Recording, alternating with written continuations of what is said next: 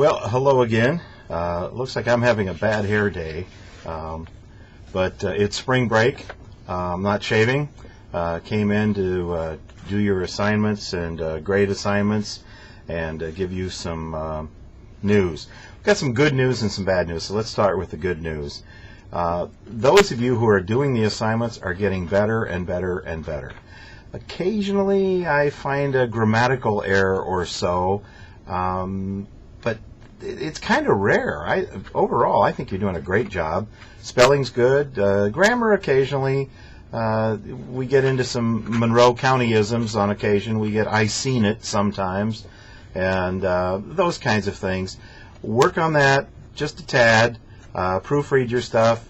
Your papers need to be a full page, double-spaced. I'm getting some now that are 1 or 2 sentences. Those aren't going to make it.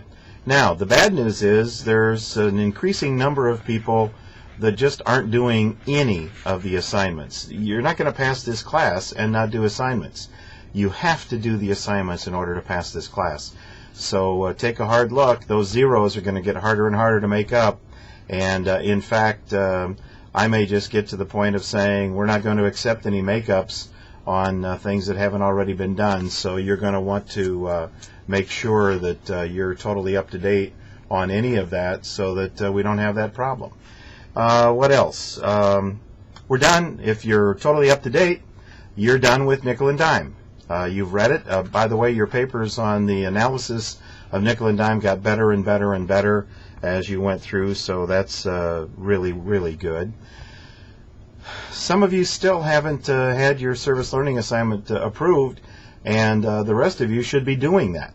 Now, we've had some questions about what the paper on that final project should be, the service learning project, not the final project. It should be 2 to 3 to 4 pages, double-spaced. Kind of depends on how verbose you are. You want to, in slight detail, explain the process of how you got involved with the agency, the calls you had to make, what you had to do, did you have to have any training, that kind of stuff. Then you want to go into some detail about what you did. Now remember, we want you to come in contact with clientele of the social service agency, so it's going to be really important that you outline what that coming in contact consisted of. And then after you've done all of that, I want you to reflect on the value of the experience to you. Let me just say one thing. I had a student that went to a resale shop that was run by a social service agency, you know, one of those places where you donate clothes and toys and things like that. And she was pretty skeptical. She went into it on the basis of, you know, I wouldn't have done this if it hadn't been a class assignment. And she went in there, and turns out that she really enjoyed the experience.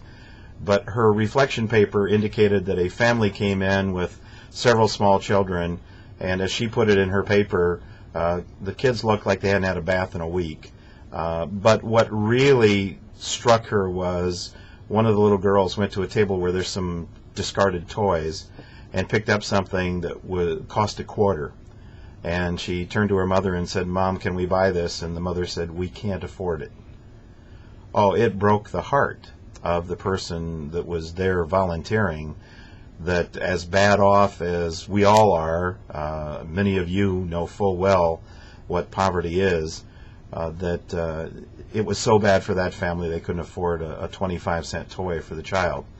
Another story that somebody wrote about, they went to the resale store, which is a function of Habitat for Humanity.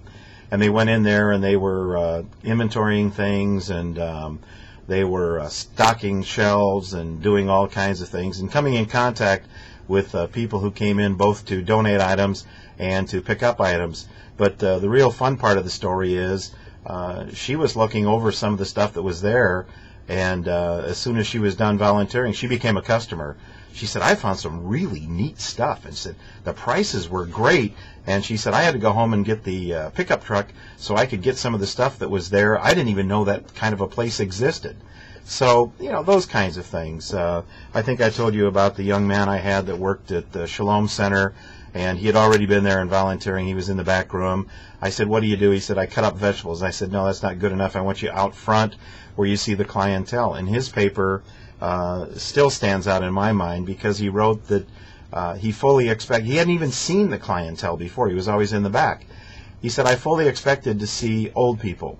What I didn't expect was to see as many young people and as many kids, as many children who were hungry, who needed a meal.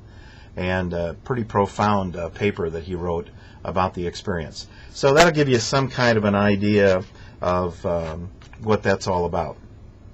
Now, don't forget, this service learning project is worth 4 regular grades. That's why it's in the grading sheet 4 times. 4 times the value of any other assignment is what this is worth. So whatever your grade is, if you get a 90 on it, there's going to be 4 90s entered.